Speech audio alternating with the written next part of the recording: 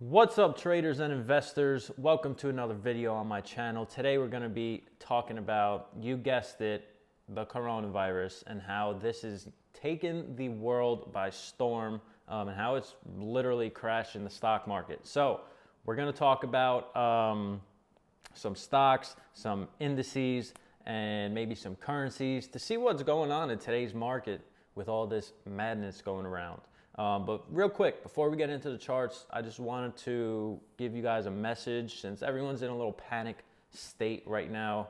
Don't panic, okay? Don't panic. These times will not last forever. That's the only thing I could tell you right now, is that it won't last forever. We don't know how long it's gonna last, but you're better off, not panicking like 75% of the world right now, buying toilet paper instead of, food and other things that'll help prevent getting the virus. No, people want to wipe their ass a lot, whatever. But yeah, when we're in times like this, a lot of people get irrational. A lot of people do irrational things. And one of them is people are going to start dumping their 401k, their retirement accounts, because they're taking such a hit. But now is not the time to do that. You don't want to touch it. If you don't have financial advice, which you probably don't because you put it in a 401k and gave your money to someone else, if you're not experienced, then don't touch your retirement account right now. It's down. Now's not the time to get out. If you didn't nail the top in February or January, then now's not the time to touch it. If you look at the history, the markets always come back from these corrections. So if you could stomach it, you're going to be fine long term. Like I said, these rough times don't last. Yeah, we might be in a little bit of a recession right now, but it's not going to last forever. Look at the history. The markets always come back. Once this passes by, we'll be soaring higher than ever. But yeah, don't panic and don't touch the 401k or whatever kind of retirement plan you got going. But yeah, with that being said, now we can get into the charts and see if there's any kind of opportunities coming up in the next weeks, or just pretty much look over the different sectors and see what's taking the biggest hit right now. And I'm just going to fly through some charts and see where this video goes. But yeah, let's get into these charts. All right, so looking at the S&P 500 futures contract, this is how we look at the markets overall, see how they're doing. And we can see that we're down a little over 20% off of these highs in February, early February, like February 17th or some around that date was when the market put in those all-time highs. And we've been in this, bullish market for quite some time. Last real pullback. Let me just go ahead and draw a little trend line so we see that, the market's been in a very large uptrend for quite some time, and we're just now starting to touch that trend line. That right now we're looking on a higher time frame, 20-year chart, monthly bars. So this is a very high time frame chart showing us, this uptrend over the last 20 years, and we're just starting to take out some of these levels from 2018, 2019, and even before then, we're starting to get into 2016's territory. But we can see, 2016, that even all of this uptrend down here, didn't leave much support behind. I mean, the most support I could see is going to be somewhere into this level here. 2000, like 1800-ish. So, and that would put us at about a 50% correction from those all-time highs. Now, that is a massive correction for the S&Ps, but it's very possible. I mean, if we look back at right here, we almost touched that trend line, right? We almost touched that trend line. We got to bounce the rest of the year. It kind of, came pretty close. Didn't actually touch it, though. Now we're starting to touch this trend line. Things are starting to shift a little bit. It's a little different than, 2018, what was going on over there. And we got the coronavirus, so this is playing a major catalyst in the markets right now. People are uncertain. Businesses are shutting down, and we don't even know how much of an effect this is going to have on the markets until those Q1 earnings are released. Even Q2 could be even worse. But I'm expecting a lot of companies, a lot of retail companies, a lot of consumer service companies. They're going to miss earnings Q1. And that is not going to look too good. But we won't know until, later in April when those get released, those Q1s get released. So this could, we could be in a bear market for quite some time. If this 2,400, we'll call it, doesn't hold up here, and we start breaking this trend line, then we could easily, I don't want to say easily, but we could see a further decline in the S&Ps in 2020. So yeah, once it breaks this trend line, it won't look too good. We have a lot of room to the downside. Let's just put it that way. But yeah, I would like to be able to tell you that this is the bottom here. We bottomed out right at this trend line, but honestly, I don't think that's the case. I think this can get a lot worse from here. Because, look at what we're seeing on the Russell, right? Let me look at the Russell. This is a Russell index right here. But Russell's taking a much larger hit than the S&Ps and NASDAQ. Let me draw the same trend line, going from that 2008 low until that second point around 2011, where it dipped back into that trend line. And we could see that we have broken the trend line, and this thing has retraced a little bit more than 20%. This looks like almost 50% retracement on the Russell. So the Russell's taken even larger of a hit. And markets like the NASDAQ, let's look at NASDAQ's index, NDX, draw that same trend line, 2018, and then the 2011 little dip, same exact thing. Now this looks a little more like the S&Ps, where we didn't really touch this trend line yet, but it's looking like we're getting ready to come down a little more and retest near this trend line, which is going to put us somewhere near this 6,000 level for NASDAQ. So there's some room for NASDAQ since it hasn't corrected as much as Russell. Same thing as S&P, hasn't corrected as much as the Russell. NASDAQ and S&Ps are down like 25%, whereas the Russell's down 50%, seeing a 50% correction. That is massive. And that just, it kind of indicates that maybe these markets haven't caught up. Maybe they got some more room to go. We don't know. We have no clue. We can only know as we go, right? But something we can expect, something we could watch is, hey, maybe this correction still has some time to go, since I think a lot of these companies are going to get hit during Q1. So, we still don't know what kind of effect this coronavirus has on the markets yet, since we haven't gotten these Q1 earnings yet. But we are starting to see the economy shut down slowly. We're seeing Apple closing all their stores. We're seeing Nike close down all their stores. We're seeing a lot of places shutting shit down for this pandemic that's going around.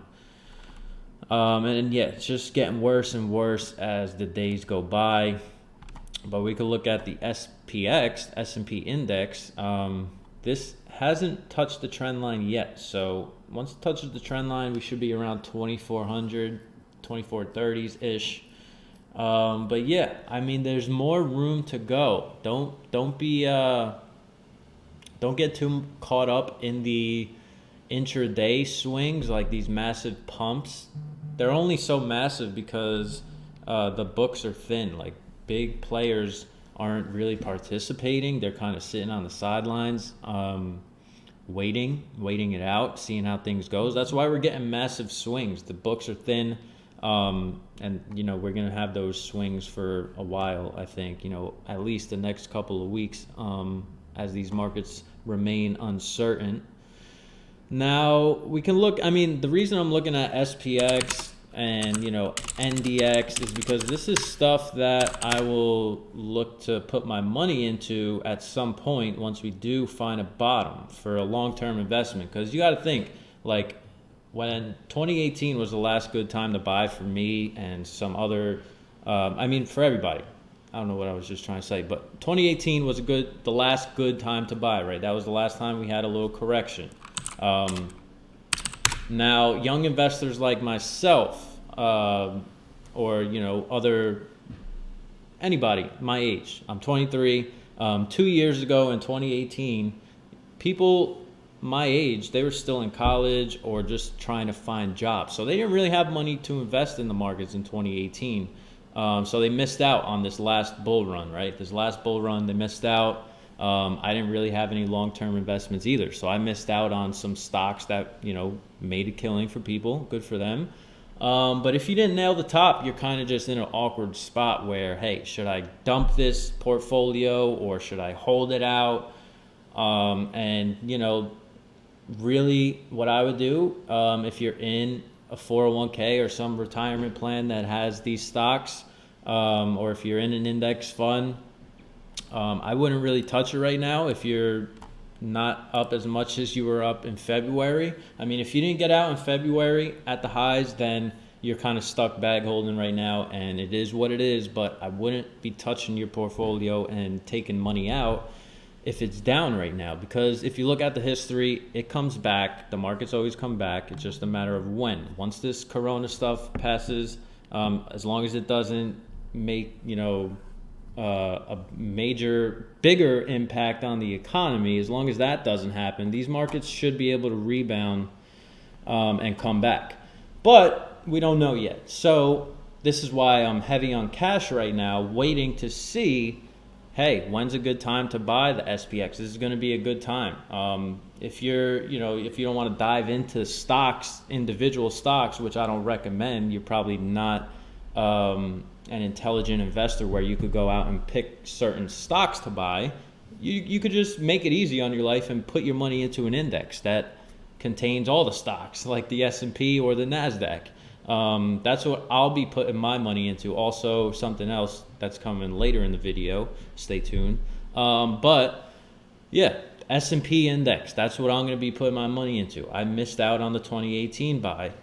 So at some point over the next few weeks, months, I don't freaking know how bad it could get. But at some point, I'm going to be investing my money into something like the S&P index or the NASDAQ index for a long-term investment. 5 years from now, 10 years from now. And this is not an investment advice. I'm just telling you what I'm gonna do with my money, and how I think it's gonna be a major buying opportunity to come in the next few weeks. That's what I'm seeing here. So don't panic. Look at this as a crazy opportunity to get involved in the markets, but you got to be really careful. Don't try and catch the falling knife here. Don't try and pick the bottoms. Because, you know, this thing might have some more room to bleed. Okay, so this is a key level that we'll be watching, you know, somewhere into this 1800s. And if I pull my market profile chart, which will show, this is the S&P right here, we could see levels from, let's see what kind of levels we got below this current low at 2433s. I mean, I think it's lower than that since it was during the overnight session. Yeah, it's a little lower than 2400 right now, the low. Actually right here. Yeah, 2470, somewhere in there. But below these levels, these levels we got back from last year, we can look for acceptance into these levels.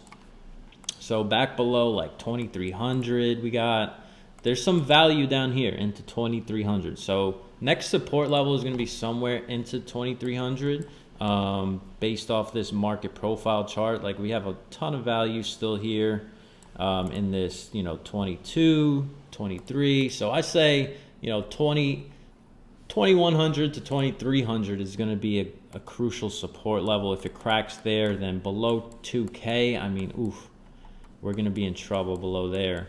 But that is going to bring some major investment opportunities for savvy investors, people that want to put money into something and hold it long term.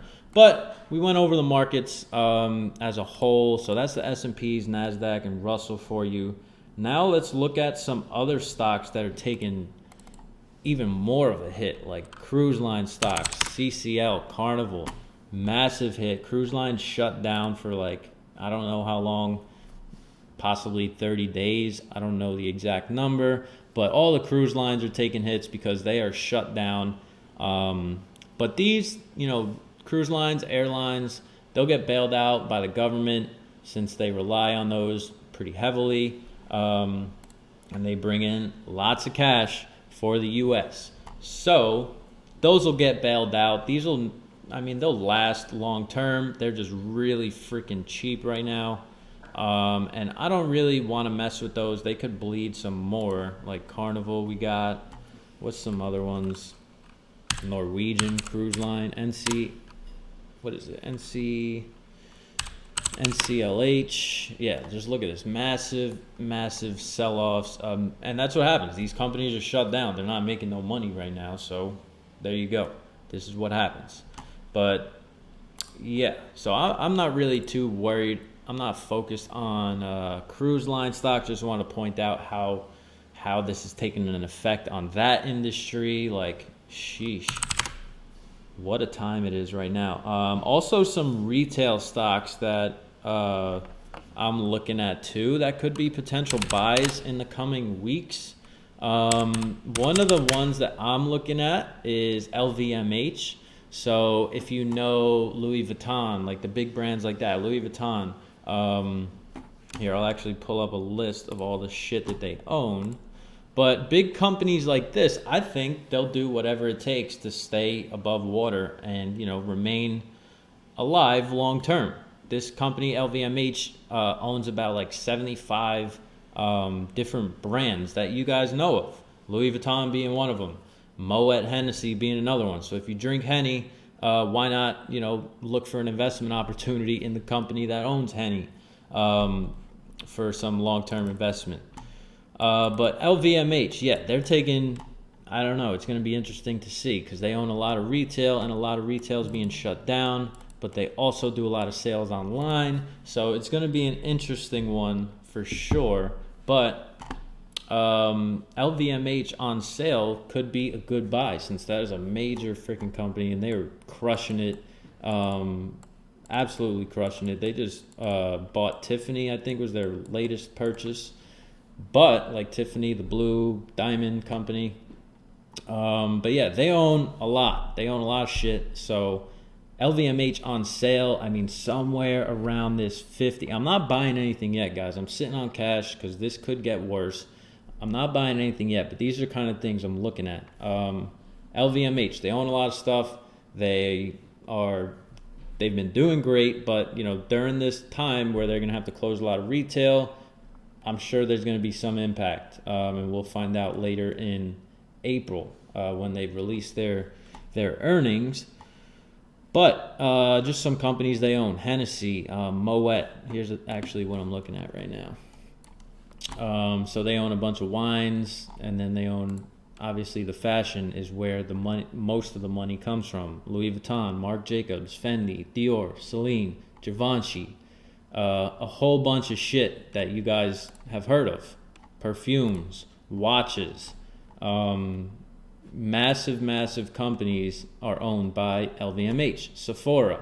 So it's going to be interesting. Are people still going to be buying makeup from Sephora? Are they still going to be buying Louis Vuitton bags online if the Louis Vuitton stores are closed? It's going to be interesting, really interesting. So I don't know. I'm into the fashion stuff. The high-end brands, and I think LVMH will be here long term. So anywhere into this 50 area will be a buy for me for LVMH. Even like if it bleeds more into 40s, that's even better. But yeah, that's one of them. LVMH. Another one is going to be Goose. So Canada Goose. You ever seen those fur jackets with the fur on the hood that look really fucking warm? You've probably seen it in my post. I have one. But, Goose, Canada Goose, on sale right now. This thing made highs this year around 36. It's down to close to 16. So, pretty much half off right now. Could bleed a little more. We'll see what goes on with those earnings next few weeks. Probably going to put money into this too. Canada Goose, great company, very strong, and I don't see them going away just because of this, little hit they might be taking over the next couple months. Come next winter, people are going to be buying these fucking jackets again, so that's when I'll dump it next year. But we'll look for the next couple of weeks to see if this thing goes on sale some more or gets even cheaper. But yeah, that'll be another retail to watch. But yeah, LVMH, Goose, two good ones to watch for long term. And those will be ones I look to put money into when they drop a little more. We'll just look at the airlines. I'm not investing in them. Probably should, but yeah, they're probably gonna bleed a little more once if they put the travel ban, the domestic travel ban. So if they shut down airports, fucking Newark Airport, all the shit in the U.S., they shut down airports, these things are gonna bleed even more. So I'd be sitting on the sidelines waiting to pick these up for cheaper. United Airlines, then also I got a whole list of shit I'm looking to buy. Delta down heavy, and then American Airlines down heavy as well. They're all down. They're all gonna take hits, and who the fuck knows how long this lasts. But now let's look at some things that are green. What's green? What the hell is gonna be green in times like this? You would think nothing, right? But Clorox, I got news for you. They're green. Everyone's buying cleaning supplies. It's pushing the price of Clorox's stock higher. And yeah, that's kind of one of the only things that are performing in these kind of markets. But yeah, Clorox, just look at it. Insane. Yeah, everybody's buying Clorox to, disinfect the world right now. But yeah, this is kind of what's happening in the Clorox market. But then we've got some stuff that's helping with the coronavirus, so to speak. Like APT, they make like protective gear. Some people found out. I don't know what happened with this thing. But APT just went up to 40 something bucks. Probably off a hype, and yeah, they make protective gear, like the masks and the suits and the protective stuff that keeps the viruses away from you. So that's APT. This one's performing. I don't know where the hell it goes. I bought some $10 calls, 10 calls sometime last week and the week before. So I did take some of this action, but not all of it. Just took a little piece of the pie on Alpha Pro Tech. But yeah, that's a coronavirus play, as well as CODX, another one. So yeah, be careful with these. They can pump very quickly. Just make sure you're taking profits if you're seeing any decent P&L, because they could drop just as quick as you could see. And the intraday moves are pretty crazy. But yeah, those are some stocks that are taking hits. Some of them performing better than others for their own reasons. Now, what I'm looking at, what I think might be the best play of the year, is going to be in the crude oil market, okay? Not necessarily the futures contract, but crude oil in general. Just look at this damn chart.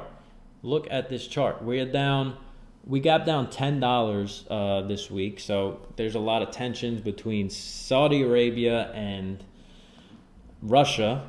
They're not agreeing on whatever cuts everyone agreed on. Out of nowhere, Saudi Arabia, went on and did their own thing and increased the supply insanely, and that's what dropped the price even more insanely. So this thing last week was sitting around $40.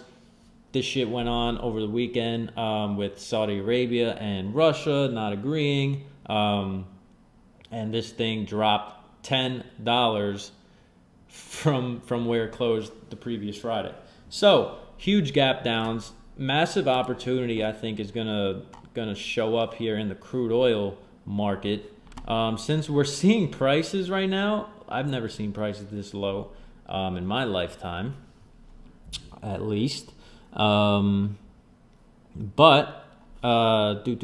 seeing lows from back in, obviously right here, from 2015. But also, these prices were around here, around like 27-ish in 02, 03. So we're coming at like 17 years ago. Prices are today what they were 17 years ago.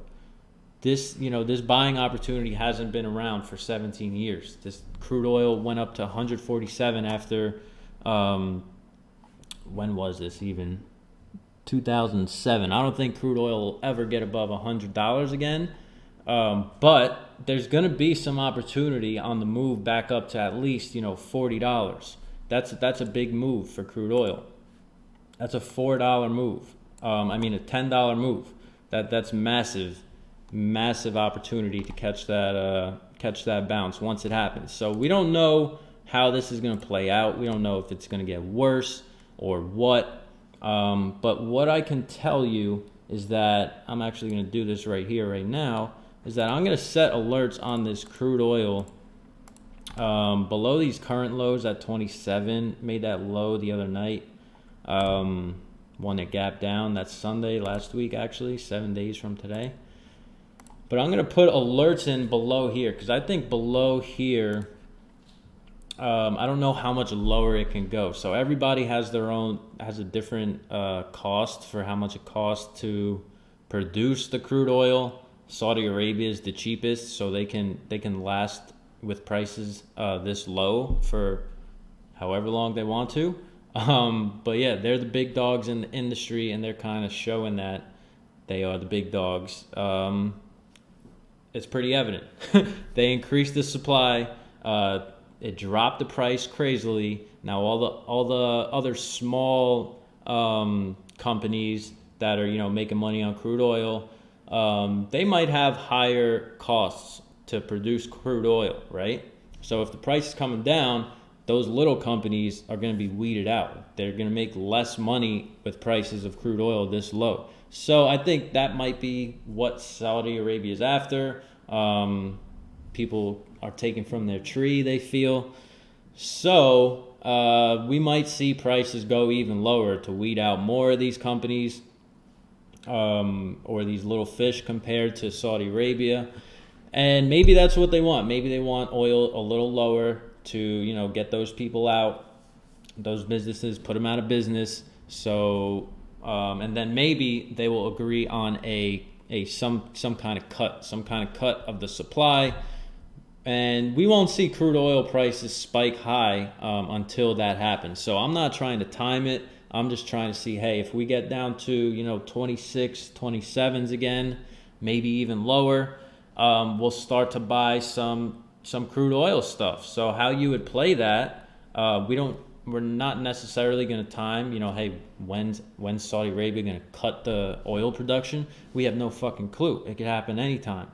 But what's most important is that we get positioned at a good price. So whenever that happens, we're already in and we're already capitalizing. Because that one day that it happens is going to be where you make all your money. It's going to be on that spike. Once they announce, hey, coming into an agreement, they dap each other up, this thing's going to spike or some other shit happens. But I don't think crude oil lasts this long down into 20s if it gets down that low. So there's that. Now, how do we play that? How do you play crude oil when you don't know when it's going to bounce, but you know it's going to bounce? So you can either buy, the crude oil futures contract. I would go like a couple months ahead. So maybe like April, May, June. You probably go for like the June contract, where it's going to be a little more expensive, but you won't have to roll over your futures contract. Like if you bought this month's, the front month contract, you won't have to roll over. So it kind of, is the same. Buying, a little more expensive contract further out. But if you can't handle, holding a fat contract like that, there's companies that invest in long-term crude oil futures contracts. And those companies, I've put together a list for you, are going to be DBO. So this one is a longer-term crude oil investor, okay? So they'll do like those June contracts. They'll be buying long-term crude. That's what you want to put your money into if you're going to go for this kind of play. You don't want to be caught up in something like maybe USO, where they're buying like the active front end month contracts, or another one that's good for long term is USL. So they're 12 month. They're going long term. So USL, DBO is probably going to be the best ones to buy for long term if you want to get in on this crude oil bounce. But this is only going to trigger if I see crude oil bounce. And there's also options on crude oil you could get too a couple months out. But this is only going to trigger if we do get a little lower into this like 26.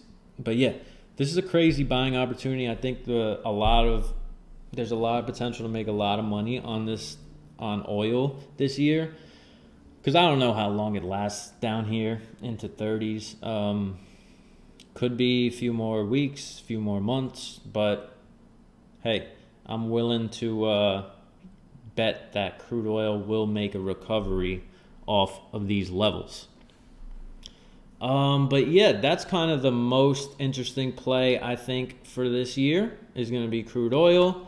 We'll see how much more these markets can bleed this week. I would love to tell you, hey, it's over with, but I really don't think that's the case. I think this is going to get a lot worse. And we shouldn't panic. Just, sit on the sidelines if you don't feel comfortable trading during these times. If you're in, a long-term portfolio, you got money in a 401k or something, I'd suggest looking into hedging your risk. So in these kind of markets, if we're going to be in a downtrend for a while, a bear market, and your portfolio is getting crushed, you might want to look into hedging your risk and, participating in buying some puts, which might help you out. But this is not investment advice. This is what I would do if I was in a sticky situation like that. But yeah, I don't have any long-term portfolio 401ks, whatever. So I'm waiting to buy. I'm waiting to put cash into the markets once I feel comfortable and once I feel like this stuff is over with, and the markets get some certainty back. But yeah, right now it's not looking good at all. So it's kind of just strap your boots and prepare for the worst, and try not to panic. And that's all I could tell you at this moment. I'll be putting out more videos as we get some more information. If I see, some things that, catch my eye, yeah, I'm going to be relaying the information on this channel into my Discord as well. But yeah, this is it. If you need a helping hand, if you need somebody to guide you in these crazy markets, I trade live every single day on YouTube. So you can, if you get into my Discord chat, which is very cheap, you can watch me trade live every day, and I could kind of guide you around, show you what I'm doing and navigating these markets, because things have changed since a couple weeks ago when everything was all good. We were still riding high. Things have changed very quickly, but we were prepared for this, and now it's kind of we got to adapt and react to what we see as it goes by. But yeah, if you need help, you don't want to trade this market alone, check the links below this video. And yeah, I run a Discord room, so I'm in there trading live. I post the link in the Discord chat at around 9 a.m. Somewhere from 9 a.m. to 9:30 a.m. every single morning is when I'll post the link in the Discord chat. You'll get access on your phone and your computer. But yeah, I go live from about 9 a.m. to 11 a.m. Eastern time, so I'm trading New York session every single morning. And then once I hop off the mic at 11, the chat room's open for questions, so you can ask me any questions from 11 to 4 p.m. Eastern time. And then around 4 p.m. Eastern time, I'll either hop back on the live stream and recap the markets, or I'll put out a video that night. Most of the time close to 4 once New York session's all done, with a recap of the day. Hey, what did we see today? Anything we learned today? And shit like that. But yeah, if you want to get in the Discord, just click the link below this video. I'll provide that for you. And hey, just take it easy out there. Be safe. Stay clean. Wash your hands. And we'll make it out alive, guys. We'll all make it through this. I know it's going to be hard for a lot of people, but I got news for you. We will make it out, okay? So stay safe out there, and I'll talk to you guys. I'll see you on the next episode. Peace.